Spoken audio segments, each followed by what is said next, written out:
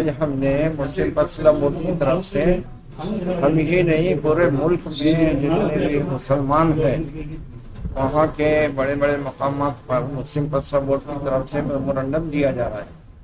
ये जो वक्फ बिल के सिलसिले में वक्फ कानून जो बन गया है उसके विरोध में हम लोग जो है ये एहतजाजन जो है ये मेमोरेंडम दे रहे हैं। और ये तहरीक जो है पूरे मुल्क में चल रही है और जलसे भी मुनक़िद किए जा रहे हैं। हमारे अहमदाबाद शहर में भी बहुत जल्द एक जलसा होने जा, उसकी भी तैयारी हम लोग कर रहे हैं। असल में कानून हमारे मजहबी जो है इख्तियारात के भी खिलाफ है, दस्तूर के भी खिलाफ, और औकाफ की जो ज़मीनें हैं वो ज़मीनें सब अल्लाह ताला की ज़मीनें, उस पर नाजायज़ कब्जा करना और उसको गसब करना कानूनी एतबार से भी गलत है, मजहबी एतबार से भी गलत है। इस वजह से हम पूरे मुल्क में एहतजाज कर रहे हैं और इस कानून को वापस करने के लिए ये कोशिशें मेहनतें की जा रही है और एक वक्त आएगा कि कानून ज़रूर वापस होगा। पूरे मुसलमान इस सिलसिले में मुफ्तर है, परेशान है। इस वजह से हुकूमत को इस कानून को वापस लेना ही पड़ेगा। ये हमारी अपने सबकी जो है गुजारिश है, ख्वाहिश है, इसका इजहार के लिए ही हमें मेमोरेंडम दिया गया। मेमोरेंडम जो कमिश्नर साहब के सामने पेश किया गया, तो इसमें ये चूँकि आपको मालूम है, अभी मुफ्ती साहब ने बताया कि वक्फ अमेंडमेंट बिल के ख़िलाफ़ है। जो बिल मुसलमानों की जो मजहबी प्रॉपर्टीज़ हैं उन प्रॉपर्टीज़ को बर्बाद करने वाला कानून है, तो उसके ख़िलाफ़ ये हमने मेमोरेंडम दिया है। इस मेमोरेंडम को पेश करने के लिए आज हमारे साथ में औरंगाबाद की तमाम बड़ी मजहबी जमातें और तमाम जितने भी मुसलमानों के फ़िरक़े हैं वो तमाम के तमाम मुत्तहिद होकर यहाँ पहुँचे हैं। यहाँ पर मेरे साथ में हमारे जो मोहतरम हाफिज़ इकबाल अंसारी साहब हैं, जो आइम्मा और की जो तंजीम है उसके सदर हैं। नुमाइंदा कौंसिल के जो शहर का बहुत बड़ा प्लेटफॉर्म है उसके जो सदर हैं मोहतरम हमारे ज़ियाउद्दीन सिद्दीकी साहब, उसके सेक्रेटरी मेराज सिद्दीकी साहब और उसके एग्जीक्यूटिव मेंबर जनाब आदिल मदनी साहब, और इसी तरह हमारे सीनियर बोर्ड के तासीसी रुकन जनाब मोहतरम महफूज़ुर रहमान फारूकी साहब। ये तमाम लोग यहाँ पर मौजूद हैं। अमीर शरीयत मौजूद हैं और जमीयतुल उलमा के दोनों जो भाग के ज़िम्मेदारान हैं वो भी यहाँ मौजूद हैं, हाफिज़ अब्दुल अदीम शाह साहब वगैरह। तो बताना यह है कि तमाम मजहबी जमातों के ज़िम्मेदारान हमारे साथ में हैं इस वक्त। जी जब बिल ऐवान में आ रहा था तो कई सारी मजम्मत हुई, लेकिन उसके बाद में बिल पास हो जाता है और एक्ट बन जाता है। लेकिन अब तक के जो मरकज़ी हुकूमत है वो मुसलमानों के एहतजाजात नज़रअंदाज कर रही है। ये बात सही कहा आपने कि जिस तरह से हमारी मरकज़ी हुकूमत मुसलमानों के मुतालबात को नज़रअंदाज करती है और करती रही है, तो इस मरतबा भी यही रवैया सामने आ रहा है। लेकिन ये दूसरे बिलों की तरह कोई बिल नहीं है, इसका ताल्लुक़ रास मुसलमानों के मजहबी और बुनियादी हुकूक़ से है। ये जंग आखिरी सांस तक चलेगी, क्योंकि इसमें जो है कोई भी मुसलमान इस बात को पसंद नहीं करेगा कि उसकी मस्जिदें, उसके कब्रिस्तान, उसकी दरगाहें और उसकी जो मदारिस हैं वो तमाम के तमाम जो है वो उसके हाथ से निकल जाए, क्योंकि ये उसके मिली और दीनी वजूद का मसला है। हम इसको सियासी एतबार से, समाजी एतबार से, दस्तूरी एतबार से हम इसके ख़िलाफ़ ये जद्दोजहद हमेशा जारी रखेंगे। ये जद्दोजहद 2 दिन की और 5 दिन की नहीं है, 1 महीने और 4 महीने की नहीं है। ये जद्दोजहद दरअसल हमारे तहफ़्फ़ुज़ और हमारे वजूद की जद्दोजहद है जो जारी रहेगी। और बिरादर वतन भी, हाँ, एक बिरादर वतन की बड़ी तादाद हमारे साथ है, जिसको आपने पार्लियामेंट में देखा है कि पार्लियामेंट में तारीख़ में पहली मरतबा अपोजिशन ने जो है ज़मीर की आवाज़ पर लब्बैक कहते हुए इस ज़ालिमाना क़ानून के ख़िलाफ़ जो कुछ कहा है वो आपके सामने है। और हमें यकीन है कि भारत में अब आज भी वो लोग ज़िंदा हैं जिनके दिल में इंसाफ है और ज़मीर है, वो इंशाअल्लाह हमारे साथ चलेंगे और हम इस कानून को वापस लेंगे। जी साथियों, आज यहाँ पर डिविजनल कमीशन ऑफिस पर हम सब लोग यहाँ पर जमा हुए हैं। एक सेंसिटिव मसले के ऊपर यहाँ पर सभी लोग जमा हुए हैं। मेरा नाम विश्वजीत गुणारकर, बुद्धिस्ट इंटरनेशनल नेटवर्क, ये जो देश भर कार्यरत रहने वाला संगठन है, जो कि माननीय वामन मिश्रम जी जो राष्ट्रीय संरक्षक इस तदनुसार ये संगठन के लिए एक आला अफसर तौर पर काम करते हैं, और उसी संगठन के लिए मैं राज्य सचिव तौर पर काम करता हूँ। और मैं अपनी बात यहाँ पर रखना चाहूँगा, जब जब भी आवाम के ऊपर अन्याय होता है यहाँ पर जाति का मसला नहीं है, चाहे मुसलमान हो या क्रिश्चियन हो या पारसी हो या हिंदू भी हो। यहाँ पर एक बात देखी गई है कि कानूनी तौर पर मुस्लिम लॉ है, हिंदू लॉ है और बुद्धिस्ट लॉ तो है ही नहीं।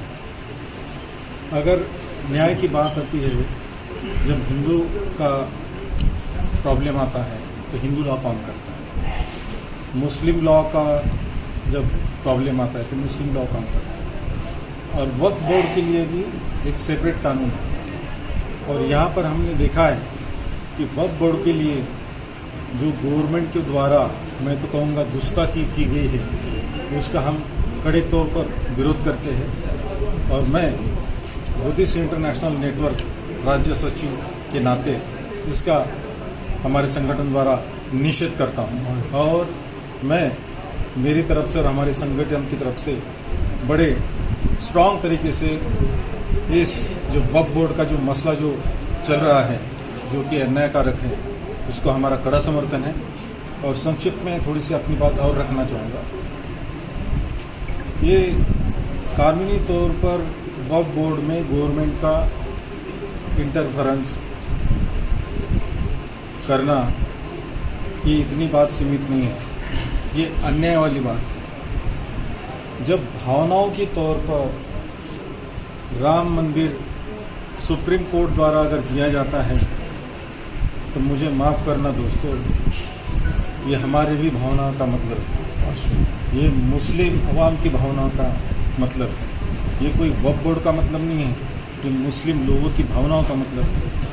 अगर मुस्लिम लोगों के भी भावना का रिस्पेक्ट करते हुए जिस तरीके से सुप्रीम कोर्ट द्वारा जस्टिस देकर हिंदू लोगों का अगर राम मंदिर दिया जाता है, तो आपकी दखलंदाजी इस वक्फ बोर्ड में कतई कबूल नहीं है। इसी बात के साथ मैं अपनी बात रखना चाहूँगा।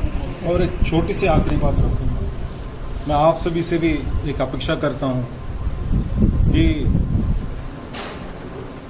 बौद्ध लोगों का भी आस्था का स्थल है बिहार में, जो कि हमारा सम्मानीय बुद्ध विहार है, जहाँ पर ब्राह्मणों का कब्जा है, वो भी लीगल तरीके से एक कानून बनाया गया। और वहाँ पर के कमेटी में 5 ब्राह्मणों को पिछले 2 तारीख से देश भर में वक्फ अमेंडमेंट को लेकर एक बेचैनी है। एक दिन में लोकसभा में बिल पास हो जाता है, दूसरे दिन में राज्यसभा में बिल पास हो जाता है और तीसरे दिन राष्ट्रपति इस पे दस्तखत कर कर इसको कानून बनाते हैं। देश भर में जब मुसलमानों की बड़ी बड़ी तंजीमें, बड़ी बड़ी संगठनाएं काम कर रही है और हर बार इस देश की हुकूमत को बारहा ये कहा गया है कि जब भी आप मुसलमानों के सिलसिले में कोई कानून की बात करे तो कम से कम मुसलमान संगठनों से बात कर ली जाए, लेकिन ऐसा नहीं होता है। आप 44 अमेंडमेंट वक्फ में करते हैं और उसको इस देश की जनता पर थोपना चाहते हैं और मुसलमानों की आवाज़ को दबाना चाहते हैं। ये मामला अगर आप और करीब जाकर देखते हैं तो ये समझ में आता है ये मुद्दा सिर्फ मुसलमानों का नहीं है, ये तमाम माइनॉरिटीज़ के ऊपर हमला है। आप महाबोधि महाविहार के साथ देख लीजिए, आप क्रिश्चियनों के साथ देख लीजिए कि क्रिश्चियनों के पास इस देश में 40 लाख एकड़ जमीन है। ये आरएसएस के सोशल मीडिया से जो है तो वायरल किया जाता है। आप सिखों के गुरुद्वारों के अंदर जो है तो हिंदू संगठनों को घुसाने की बात करते हैं और आप औकाफ के अंदर भी जो है तो गैर मुस्लिमों को जगह देने की बात करते हैं, जो सरासर नाइंसाफी है। सवाल यहाँ पर यह है कि जब भी माइनॉरिटीज की बात आती है तो ऐसा क्यों होता है कि हुकूमत को लगता है कि माइनॉरिटीज के इदारों में हुकूमती लोग होने चाहिए। आज all India Muslim personal board की जानिब से देश के हर शहर में एक मेमोरेंडम दिया गया एहतिजाज की शक्ल में। All India Muslim personal board जहां पर अलग अलग किस्म से एहतिजाज कर रहा है, बत्ती गुल की गई, जो है तो हाथों पर फीते बांधे गए और देश भर में औकाफ बचाने के लिए कार्यक्रम किए गए। उसी की कड़ी को बढ़ाते हुए आज का ये निवेदन था। डिविजनल कमिश्नर को औरंगाबाद में दिया गया, तमाम तंजीमों ने इसके अंदर साथ दिया। चूंकि मैं वंचित बहुजन आघाड़ी का राज्य प्रवक्ता होने की हैसियत से आज मुस्लिम पर्सनल बोर्ड के साथ कंधे से कंधा लगाकर इसलिए खड़ा हुआ। मैं भारत मुक्ति मोर्चा का महाराष्ट्र राज्य का प्रचारक हूँ।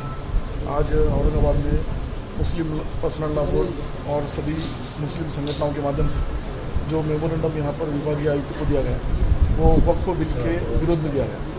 भारत सरकार ने पिछले कुछ दिनों में संसद के अंदर जो कानून के विरोध में मुस्लिम लोगों के इस्लाम के कानून के विरोध में दोनों कॉन्स्टिट्यूशन के विरोध में जो बिल पारित किया है वो अनकॉन्स्टिट्यूशनली है, मुस्लिम लोगों के या इस्लाम के विरोध में। और इंडिया के अंदर कानूनी जो कॉन्स्टिट्यूशनली मामला है उसके तहत बिल पारित होते हैं। ये अनकॉन्स्टिट्यूशनली बिल उन्होंने पारित किया है, जिसकी वजह से इस्लाम के मौलिक अधिकारों पे या इस्लाम को मानने वाले जितने भी देश भर में मुस्लिम लोग हैं उनके मौलिक अधिकारों का हनन उसमें किया जा रहा है। इसके विरोध में भारत मुक्ति मोर्चा और उनके जो राष्ट्रीय अध्यक्ष है मोहम्मद निशान साहब, उनके माध्यम से 9 अप्रैल 2025 को राष्ट्रव्यापी जेल भरो आंदोलन भी किया गया और आने वाले 1 जुलाई 2025 को भारत बंद का आंदोलन होने वाला है। और इस आज के मेमोरेंडम में हम उसमें हमारा 100% साथ सकते हैं।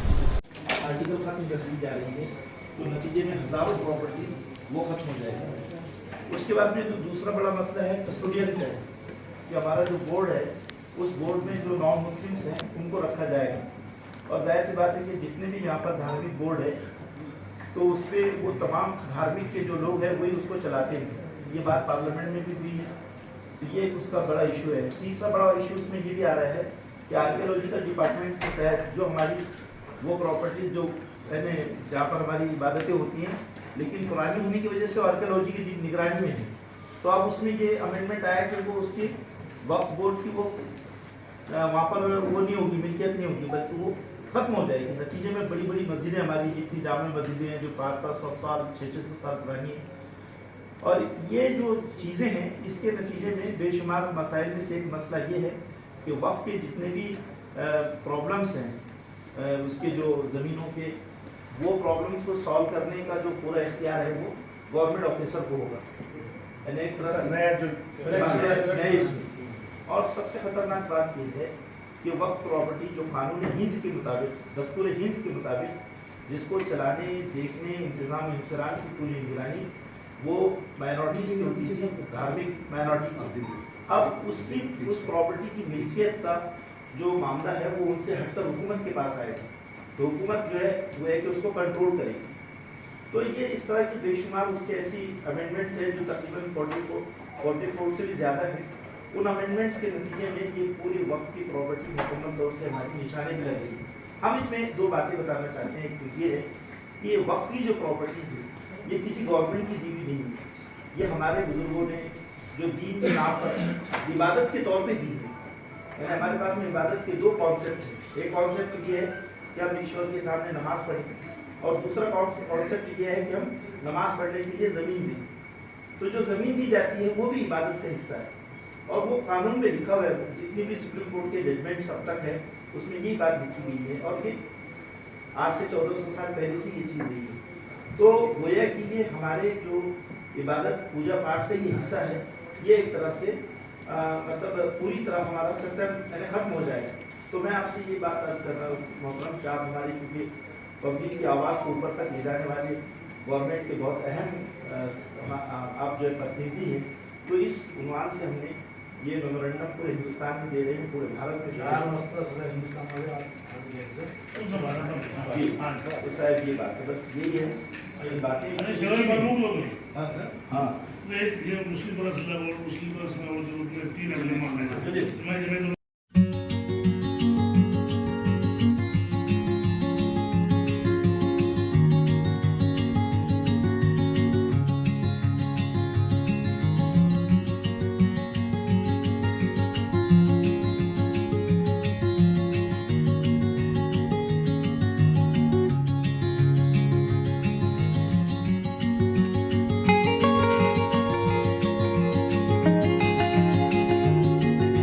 Thank you.